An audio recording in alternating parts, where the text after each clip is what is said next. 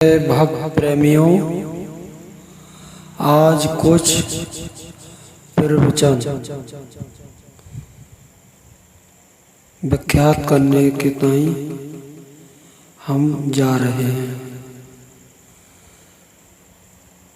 गुरु ब्रह्मा गुरु विष्णु गुरु महेश्वरा साक्षात पार ब्रह्म गुरु तस्मै नमो नमः। गुरु पद एक ऐसा पद है जो सबसे उत्तम और श्रेष्ठ है। इसलिए भगवान ने भी कहा है जो गुरु भक्त होता है वो मेरा भक्त होता है। इस मानव शरीर में आम भाषा में मनुष्य बोलते हैं, संसार के व्यक्ति, कि ये हीरा जन्म है। हीरा जन्म होने का कारण ये नहीं है कि मनुष्य का ही शरीर मिल गया तो हीरा हो गया। इस मनुष्य के शरीर में से तीन रास्ताएं निकलती हैं। पहली रास्ता है नरक, दूसरी रास्ता है इसकी स्वर्ग, तीसरी रास्ता है इसकी मोक्ष। जिसको मोक्ष बोलते हैं उसमें ये विशेषता है वो संसार में दोबारा नहीं होता है। वो अपने लक्ष्य को प्राप्त कर लेता है, परमात्मा के धाम को प्राप्त होता है। उसका नाम है मोक्ष। जो शुभ कर्म करने से दान यज्ञ तप पूजा पाठ ये सब शुभ कर्म होते हैं मनुष्य के, इनके करने से स्वर्ग की प्राप्ति होती है। स्वर्ग प्राप्त होने के बाद जब हमारा सुख क्षीण हो जाएगा, समाप्त हो जाएगा, तब हम दोबारा फिर संसार में आएंगे। फिर हम अच्छे अच्छे कर्म करेंगे, फिर हमें स्वर्ग प्राप्त होगा। फिर सुख क्षीण हो जाएगा, समाप्ति हो जाएगी, फिर संसार में आएंगे। अगर भूल के भी हमसे कोई गलत कर्म हो गया तो हमें नरक के द्वार को जाना पड़ेगा, नरक भोगना पड़ेगा। तो ये हर व्यक्ति के मन में ये सोच रहती है कि नरक और स्वर्ग ऊपर है। मेरे भक्त प्रेमियों, ना ऊपर कोई नरक है और ना ही कोई ऊपर स्वर्ग है। केवल इस संसार में ही सुख है और इस संसार में ही दुख है। जो लोग अपाज हैं, विकलांग हैं, वो सब अपने कर्मों का ही दुख भोग रहे हैं। और जो लोग ऐसो आराम से हैं, जो विमानों में चल रहे हैं, जिन्हें कोई सुख की सीमा ही नहीं, का कितना सुख है, उनके शुभ कर्म हैं। तो सब संसार में ही, इस पृथ्वी पे ही सुख और दुख, स्वर्ग और नरक दोनों हैं ही प्राप्त हैं, ऊपर नीचे नहीं है। केवल हीरा जन्म जो है वो मानस का है, जिसको हम मनुष्य बोलते हैं। हम और तुम सब मनुष्य हैं, क्योंकि इस शरीर में जो विषयता है ये कर्म कर भी सकता है, कर्म का फल भी भोग सकता है। देवताओं के अंदर ये विशेषता नहीं है। क्यों नहीं है? कि स्वर्ग में एक नियम है। वो नियम ये है कि वहाँ जाकर सुख भोग सकते हो मगर कर्म नहीं कर सकते। ना ही वहाँ तुम पाप कर सकते हो, ना ही वहाँ पुण्य कर सकते। इसीलिए देवता लोग भी इस शरीर का बढ़ाई करते हैं, तारीफ करते हैं और इसकी मांग करते हैं। लिखा है एक जगह, रामायण में लिखा है, बड़े भाग मानस तन पावा सुर दुर्लभ मुनि ग्रंथन गावा, साधन धाम मोक्ष कर द्वारा ये तन पाए परलोक सुधारा। हे मानव, ऐसे शरीर को पाकर और मन को इंद्रियों के साथ जोड़ दिया और परमात्मा की प्राप्ति नहीं हुई तो हमारे मनुष्य होने का कोई लाभ नहीं। क्यों? कि खाना, कमाना और सो जाना ये सब पशु भी करते हैं। पशु सोता भी है, जागता भी है, बच्चे भी पैदा करता है, खाता भी है। ऐसे ही मनुष्य की स्थिति है। कुछ समय सोता है, कुछ समय जगता है, कुछ समय चिंतन करता है। तो मनुष्य में और पशु में भेद ही क्या है? 3 अवस्था होती हैं, जागृत, सुपन और सुषुप्ति। ये तीनों अवस्था पशु के अंदर होती है। 3 पन मनुष्य के होते हैं, बालकपन, जवानी और बुढ़ापा। 3 ही पन पशु के होते हैं। पशु बच्चा भी होता है, जवान भी होता है और बूढ़ा भी होता है। तो मनुष्य में और पशु में भेद क्या है? मनुष्य की होती है चौथी अवस्था। मनुष्य का होता है चौथा पन। चौथे पन का नाम है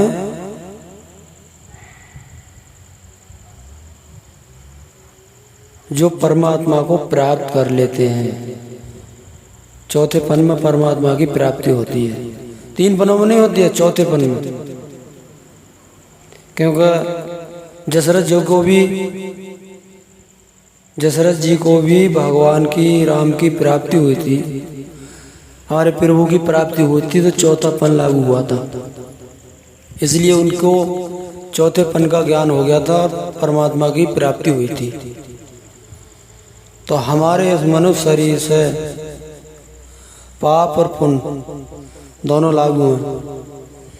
जैसे एक 50 का नोट ही लीजिए, 50 के नोट पे एक सन है एक तरफ और एक तरफ मूरत है। अगर सन को हटा दिया जाए तो मूरत से काम नहीं चलेगा। वो संसार में उसे कोई वस्तु नहीं मिलेगी, वो फेल हो जाएगा। और सन को हटा दिया जाए तो भी फेल हो जाएगा, और मूरत हटा दो तब भी फेल हो जाएगा, कोई सामग्री नहीं मिलेगी। इसीलिए संसार में हर मनुष्य के पास सुख और दुख दोनों लागू हैं। अगर निराई सुख रहे तो भी जीवन निर्वाण ही होगा, और निरा दुख रहे तब भी जीवन नहीं निर्वाण होगा। क्योंकि इस जीवन की सुख और दुख दोनों धाराएं हैं। इसीलिए संत महात्मा कहते हैं कि हे मानव, तू परमात्मा का ध्यान कर। अब परमात्मा का ध्यान करने का जो स्थान है वो संत महात्मा बताते हैं, भैया ऐसी जगह बैठो जहाँ शोर शराबा ना हो। तो संसार में कोई जगह ऐसी नहीं है जहाँ का शोर शराबा नहीं है। केवल परमात्मा का जो ध्यान होता है वो होता है मन से चिंतन। हम अपने मन को संसार में ना जा छोड़कर और उस परमात्मा का चिंतन करें। चिंतन करने से ज्ञान की प्राप्ति होती है, और ज्ञान प्राप्त होने से वैराग की प्राप्ति होती है। तो ज्ञान और वैराग दोनों भक्ति के पुत्र हैं। ये तो आपने, हमने सबने ही सुना होगा कि ज्ञान और भक्ति और वैराग। तो हमारा कहने का तात्पर्य ये है कि शरीर से कर्म करो। तुलसीदास जी ने लिखा है, कर से कर्म करो विद नाना, मन रखो जहाँ कृपा निधाना। हमारे मन से ना ही सोचने से कोई कार्य हो, ना ही सोचने से खाना पीना हो, ना ही सोचने से संसार का कोई व्यवहार चले, जब तक हमारे शरीर का सहयोग नहीं होगा। मन का काम है मानना। संसार में सारे लोग मानते चले आए, भक्तों की बात मान लो, संतों की बात मान लो, वेद शास्त्रों की बात मान लो। और बुद्धि का कार्य है जानना। अगर बुद्धि जानकर और विचार के जब उसको विवेक करती है तो उसको ये पता लगता है क्या सत्य है और क्या असत्य है। क्योंकि आज संसार में सत्य का प्रचार भी है और पूजा पाठ भी है, मगर भेद यही है कि हमने अपने कर्म को धर्म से जोड़ दिया। जो हमारे शुभ कर्म थे उसको धर्म से जोड़ दिया। क्योंकि धर्म का अर्थ है सनातन धर्म, सदा रहा था, सदा रहेगा और सदा रहने वाला, उसका नाम है सनातन धर्म। सनातन धर्म में 5 नियम होते हैं। पहला नियम होता है अपने माता पिताओं की सेवा। दूसरा नियम होता है अपनी वाणी से किसी को दुख न देना। तीसरा नियम होता है गलत विचार से हम दूसरे का धन नहीं इकट्ठा करें। चौथा नियम होता है कि जितना भी हो सके हम उस परमात्मा का गुणगान करें, कीर्ति गाएं, प्रचार करें। और 5वां नियम होता है गुरु की सेवा। गुरु की सेवा ऐसा नहीं है कि गुरु के जाके पैर दबा, जो गुरु वचन बोले उनको अमल करना, उनको मानना, वही गुरु की सेवा होती है। क्यों कि डॉक्टर मरीज की सेवा करता है, मरीज डॉक्टर की सेवा नहीं करता। तो गुरु की आज्ञा का पालन करना वही गुरु की सेवा होती है। तो हमारे महात्मा और वैज्ञानिक ऋषि मुनि सब एक ही बात बताते चले आए शुरू से अब तक। क्या कि भैया राम नाम सत्य है और सत्य बोलो मुक्त है। किसी परिवार में से किसी की मौत हो जाती है और कितना भी देवी देवताओं का पुजारी हो उसका परिवार, मगर अंतिम यात्रा जब निकलती है शमशान घाट की तो एक ही शब्द बोला जाता है, भैया राम नाम सत्य है, सत्य बोलो मुक्त। ना ही कोई धन की तारीफ होती है, ना ही किसी देवी देवता की तारीफ होती है, क्योंकि परमात्मा के नाम में वो सामर्थ्य है जो एक बार उसको सुमर लेगा उसका अवश्य ही कल्याण होगा।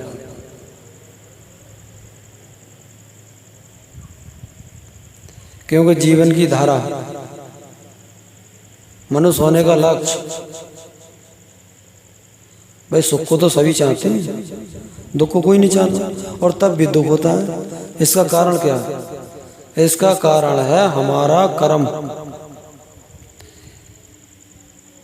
कर्म से ही सुख होता है, कर्म से ही दुख होता है। कर्म पेड़धान विचप्रच राखा, जो जस किया वही फल चाखा। तो हम अपने कर्म को ऐसे रखना चाहिए जैसे एक जल में पुरैन का पत्ता होता है, वो जल में रहते हुए भी सूखा निकलता है। संसार में रहते हुए भी हम अपने न सुख को देखें और ना ही अशुभ को देखें। अगर हम दया दृष्टि डालेंगे कि हमसे पाप हो गया तो भी हमें भोगना पड़ेगा, और हमने ये सोचा कि हमने पुण्य कर दिया तो भी भोगना पड़ेगा। तो दोनों से बचने का एक ही उपाय है, मन को शांत रखकर और 24 घंटा उस परमात्मा का ध्यान करना। क्योंकि सुमरण बताता है हमारा ध्यान मूलम अध्येत आत्मा। किसका ध्यान करना चाहिए? आत्मा का।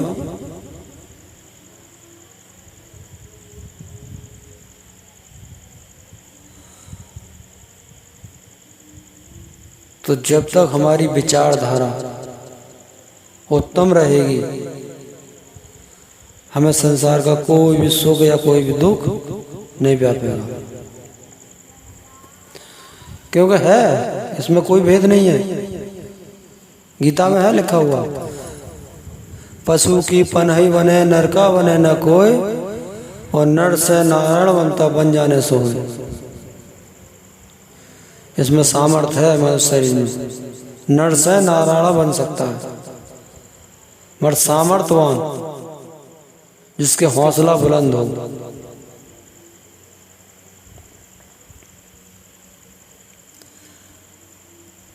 तो हमारा कहने का मतलब यह है, आप प्रवचन दिया है, हमने ऑडियो बनाई है, आप कमेंट करें, शेयर करें, लाइक करें, और जो भी शंका समाधान हो, जो हमारे संज्ञान में आएगी, वो आपको पहुंचाते रहेंगे।